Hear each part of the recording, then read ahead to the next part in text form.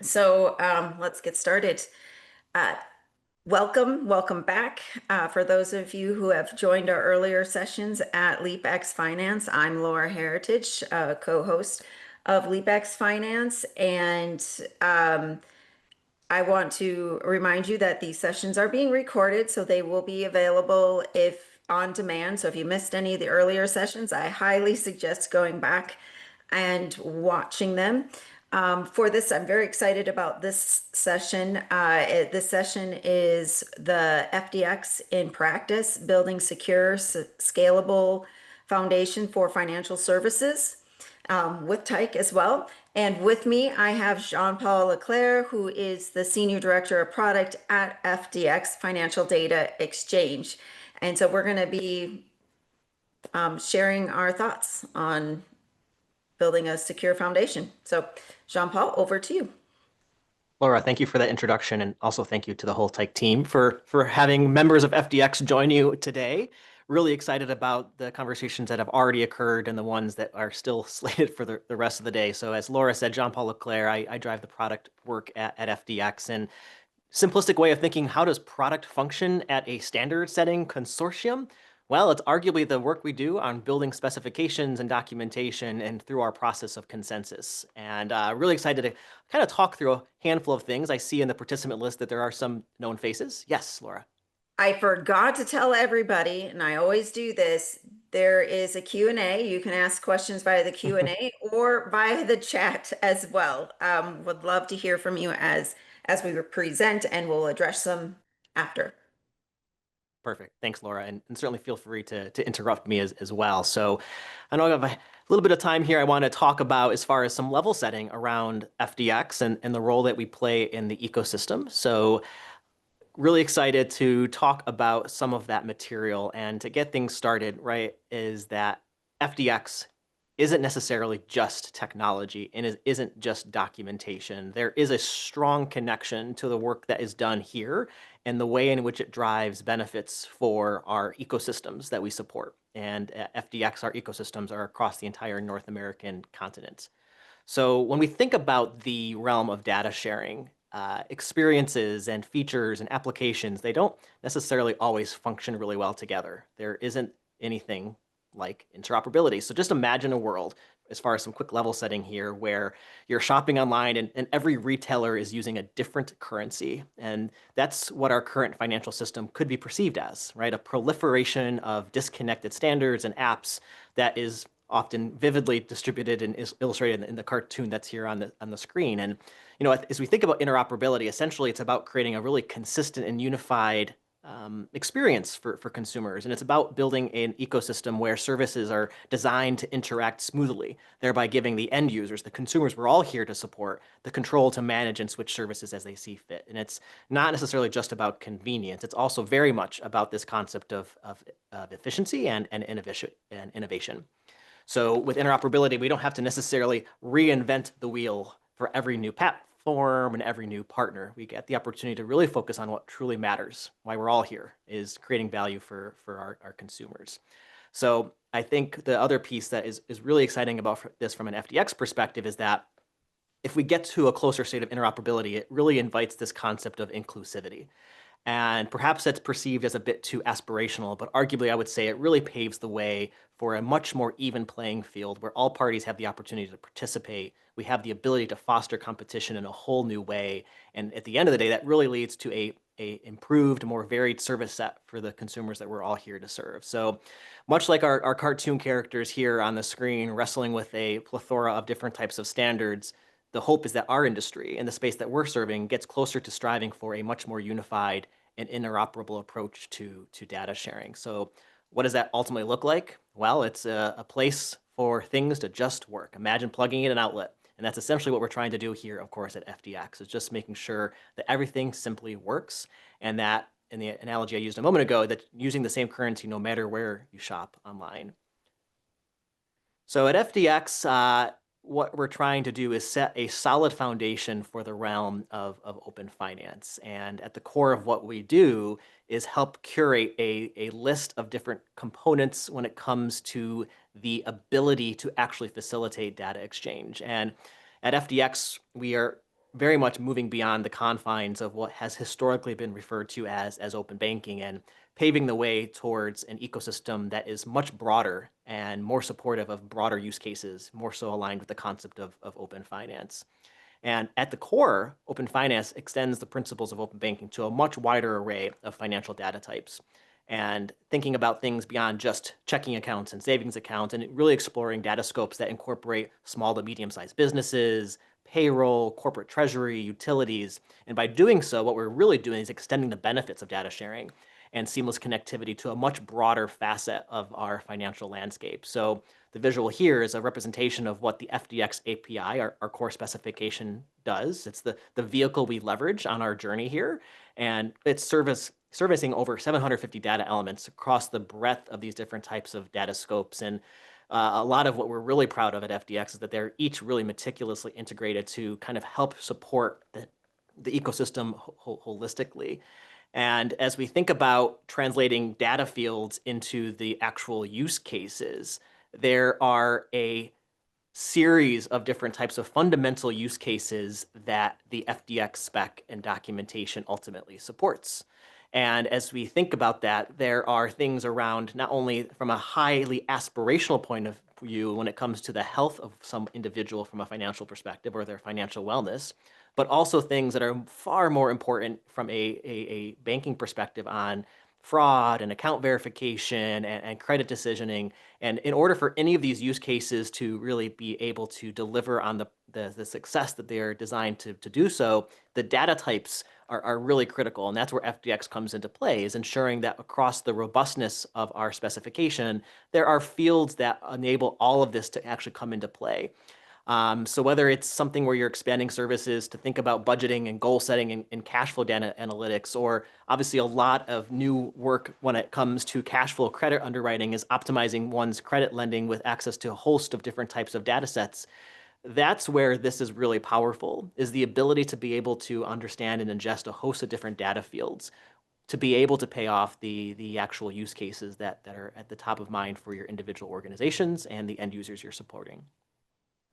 So like, what does the shape look like? What does the ecosystem evolve into? So as we think about that a bit, the illustration on the screen here is trying to capture the ecosystem that we envision across the jurisdictions we support. And really at the heart of all of this is that the system thrives on the concept from before, interoperability, but it's an ecosystem that's not only interconnected, but also very much focused on serving the end user, our customers.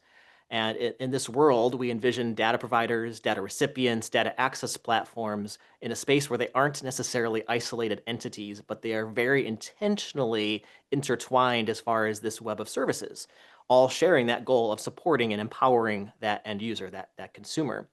So the illustration here showcases the realities we have across North America, is the numerous parties that are all coming together to support this. And as soon as you start incorporating numerous parties, complexity gets intertwined into the ecosystem as well. So even as much as this is perhaps perceived as somewhat complex, it's not necessarily as far as complex as the reality of the number of nth parties that are involved in actually the data sharing ecosystem itself. But I would just like to reinforce once again that at the end of the day, the end user, our shared customers, really are the ones who sit at the center of all of this. And as we think about how we give them control over their data, give the consumers control over their data, they're empowered to choose how and where they use that financial information. And in essence, this ecosystem we strive to create is an interconnected, efficient, secure, and again, most importantly, a customer-focused one. And that's where a really important thing comes into play at FDX. As much as we spend time thinking about use cases and data fields that are necessary to be shaped into those use cases, what are some of the overarching things that we're very mindful of as far as some core principles? And as we think about that, everything that is decided within the organization is very much anchored in these core principles of data sharing. And they serve as not only the operating principles for which FDX functions, but very much guidelines for the industry and how we come forward in supporting those end users. So the first one here is around control, and represents obviously the consumer's right to manage their own data, and they should be able to effortlessly grant, modify, or revoke access to their data as they see fit. The second one is access, and this articulates that account owners should have access to their data and the ability to determine who will have access as well. Third, transparency. It emphasizes essentially the need for individuals using financial services to know how and when and for what purpose that data is actually being permissioned. Traceability assures that consumers have a view into their data journey and that it can be tracked and ultimately be able to see all the various parties that are involved in that flow. And then certainly last but not least is the security concept, right? Service providers need to ensure the safety and privacy of data being used and accessed and transported across the data flows themselves. So these five principles really guide every decision we make in our pursuit to build a more secure, efficient, and consumer-centric ecosystem. So as we think about interoperability, switching gears to think about this as driving a truck, just to kind of reinforce the concept, we believe strongly that the industry is responsible for building this truck, and we're responsible for its technical infrastructure, think payload, think security, think connectivity, much like how a truck is well constructed and equipped to carry its load. We also believe we have responsibility for helping shape the user experience, which of course is akin to the truck's dashboard. However, while we build and operate the truck, there is still a role for the government to set the speed limits, often through regulation. Their goal is to keep the road, or in our case, our industry, safe and sound. So we strongly believe in this really hybrid approach of market and regulation where industry and government collaborate to create a much better overall ecosystem. And there's a lot underneath this as well, as far as the technical side of how our FDX API is architected and how we lean on various components to really support that. In the interest of time, to move the conversation forward, many of you are probably aware that there are a series of core components that constitute the broader FDX API.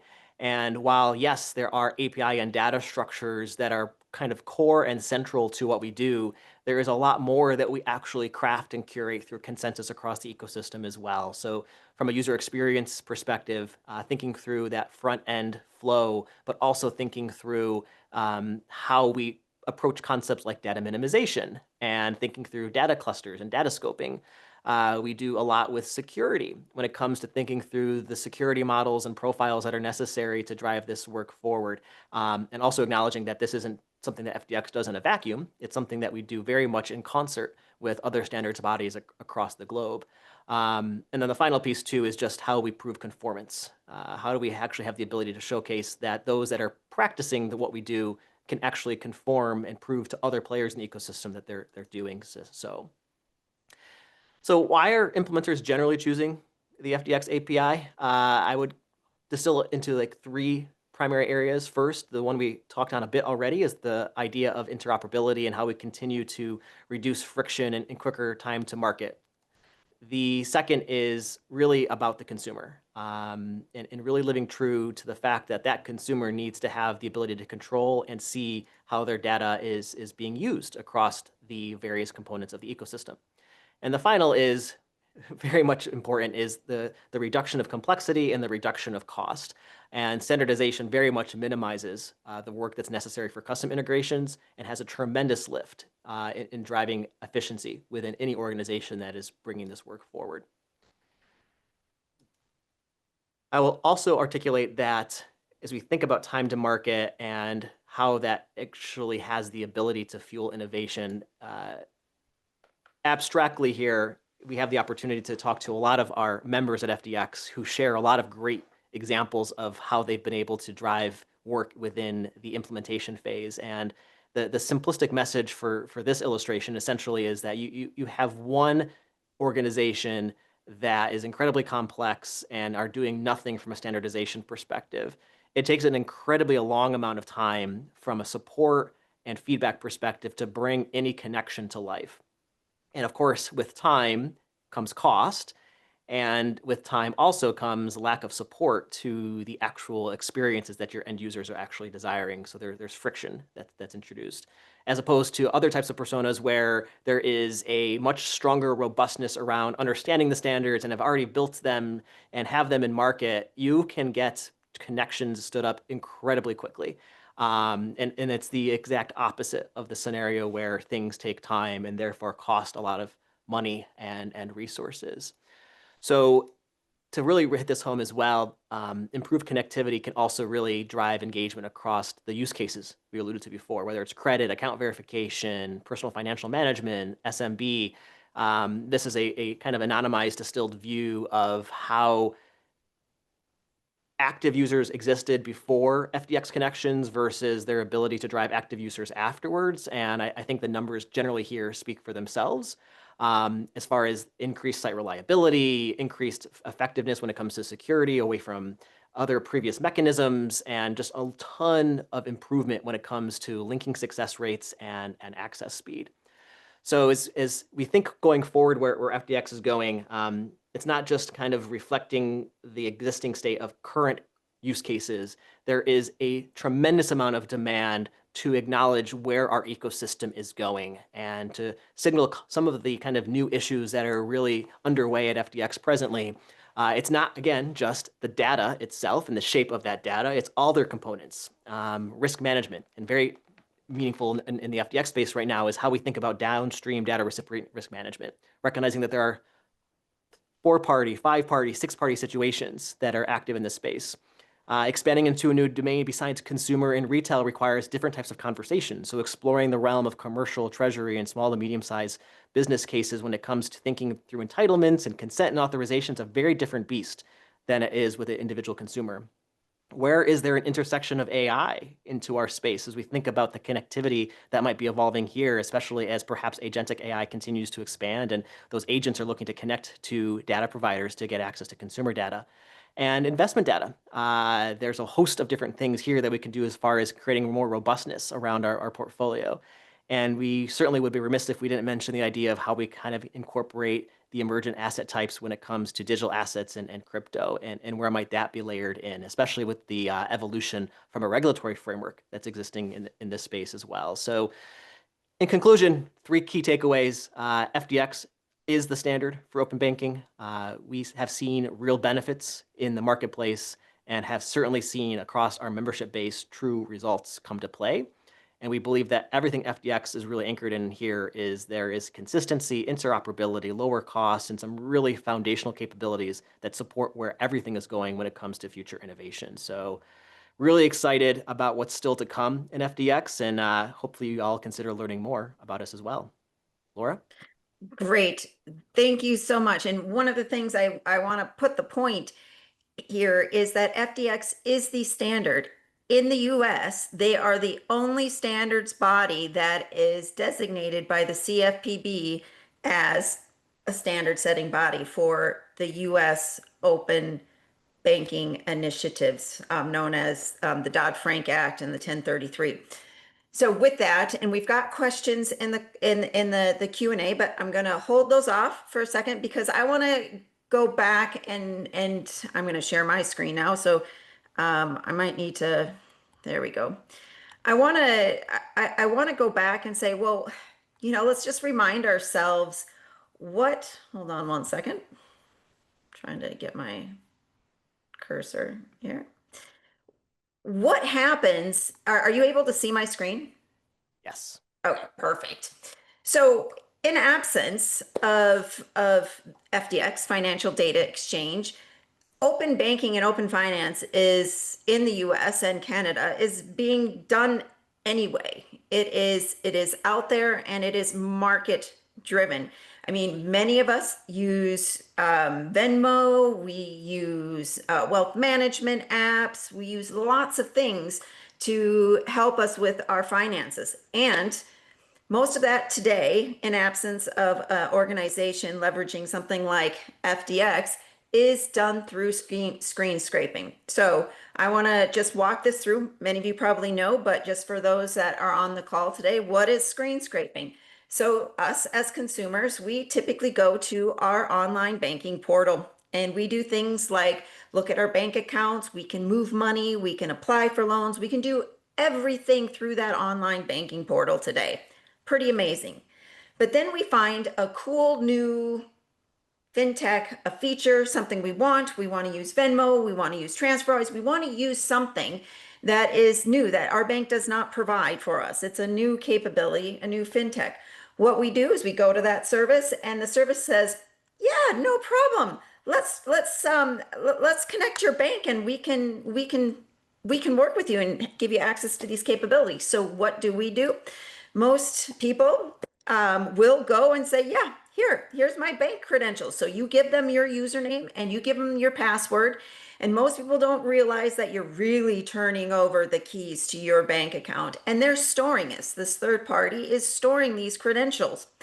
So that third party, what they can do is they basically log in as you, and based on what the portal shows, they screen scrape and read the screen of the web page, looking at the underlying code of what's drawn on the web page. And this third party, even though unbeknownst to you, has access to do everything you can do. Awesome. How amazing. This is where consumer permissioned data comes in. So you as a consumer should be able to say, wait, they can't do this, they can't do that, they can't move, they can only read, and they can only read these certain accounts.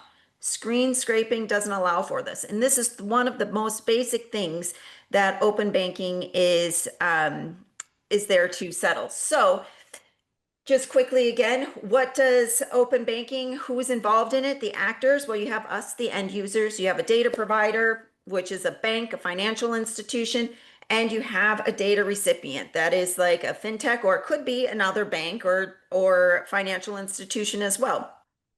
Okay, so how does screen sharing, how does data sharing work when it is consumer permissioned in a secure way? Well, you still have your actors, you still have your us, and then I left the online banking portal, but this is the bank there, and then you have your third party. The interaction now goes, I am going to go to that third party and say, yeah, I want to use your service. The third party says, okay, let me connect to your bank. But instead of asking you for the credentials, this third party who has been vetted by your financial institution, and this goes back to the risks and compliance and things like that Jean-Paul was talking about before. But in the end, the third party gets validated and they go to the online banking portal. Hey, this is who I am. Please give me the redirect URL so your customer can log in. The bank validates that they are valid and says, sure, here's where you can send them. Okay, so the bank provides the bank's online authentication. So you as the user are not giving your credentials over to the third party. You are actually logging into your financial institution. So the user gets authenticated. Once it gets authenticated, what happens next is the bank then looks at your accounts and provides a set of consents. You get a consent screen saying, hey, this third party wants to access this information. Do you want to allow them to access this information? What do you want to read, write, which exact accounts? These 3 accounts, but not that account. And once they've selected that and submitted and granted their consent, only after that is the third party issued a token, a secure token, in order to access your information. So that's how it works. So your data is shared as a consumer and you have given them explicit permissions on what they can and cannot do. So that is how it works when you leverage something like FDX. Okay. So there are 2 sides, and I just want to quickly reiterate this too. As a financial institution, there's 2 sides of the open finance. You can be a provider and you can be a consumer. And in order to really benefit and reap the benefits as a whole, you as a financial institution need to be both. Okay, so make sure that when you build your business case, it's not that we're just providing all this information. You need to be consuming all this information too to really get that insight into your organization. Give me 1 second here. I'm checking my time. And we got 5 minutes. So with FDX, so we have this awesome standard that, provides a standardized way and a secure way to share your information. It really, leveraging standards such as FDX or OBIE or Berlin Group is really what makes the ecosystem fly, because the consumers and providers, the data providers, the data in, data out, they're talking the same language. It's really what JP talked about before with the plugs. being able to easily plug in. And so when I talk to financial institutions, these are the main things that the business cases of why they are leveraging open banking standards. One big one, end of screen scraping. It's all about that security and that customer experience, right? Your member experiences from a credit union standpoint. The issue with the screen scraping is if the financial institution changes their online banking portal or something, it breaks the screen scraping and your customers, your members think it's you and causes major problems. The second is snapping into aggregators such as MX, Plaid, Yodlee, Flinks, any one of those, and getting access to their network of consumers as well. It's vital. It's again, it's all comes down to your member experiences and what services you want to offer your customers or members.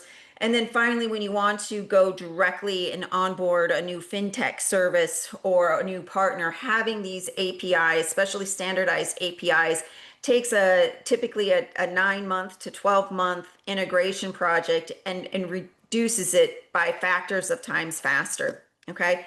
That's the benefit of leveraging something like financial data exchange as your standard.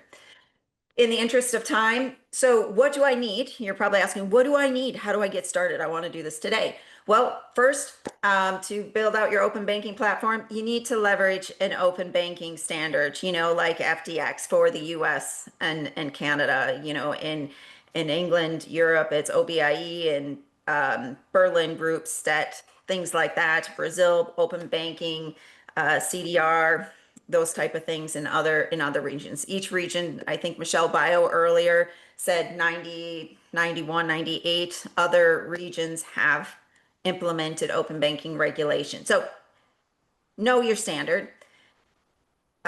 With the open banking APIs, you need to have the security, identity, and consent mechanisms. You need to have the API management mechanisms, the developer experience. And, like I said, don't forget you're a consumer as well. You have to be able to manage and consume these APIs as well and manage that consumption. So those are the things, the basic things that you need. And again, in interest of time, 2 minutes, there's levels of implementation. Don't think you have to boil the ocean and get this all right away. Figure out what use cases matter most to your businesses and what data elements there are. So I would suggest for any financial institution that doesn't know where to start, take a look at where your data is and are they available? Is that data available as APIs? If not, that's the first step, right? Find where your data is, make it available as APIs. And by the way, don't go and implement your own unique, cool data model. Start with something like FDX. They've done it. They know what the data model should look like, what the transactions should look like. All those, I think you said, Jean-Paul, you have 750 data elements. These 750 data elements were built by thousands of FDX members, bank members that are doing this. Don't reinvent the wheel. Leverage their data model at the least. Layer on the APIs, the FDX APIs for the experience APIs, the APIs that you're interacting with your partner. Have add-on basic security, right? The security is going to, I think it was earlier in the call, the security is going to matter depending on who you're connecting to. If you're going through a data access platform or if you're connecting direct to a partner, those type of things. But get the API and basic security. Add in that enhanced security, layering in the consumer consent, and consumer consent initially could be just all or none. And then finally, when you get up to the full spec compliance, it's really about, having that, financial grade security with the FAPI security and the well-fine grained API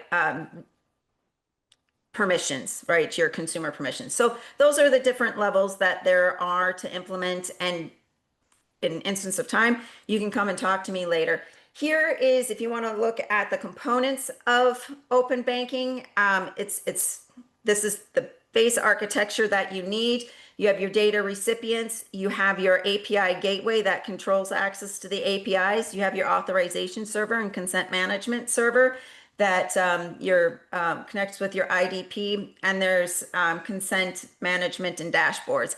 And this is the architecture, and I will make this slide available to you later, but it is numbered so you can follow the data through that online banking, the sharing of data that I did earlier, what it's like to share data with a financial data exchange. But this is the architecture, okay?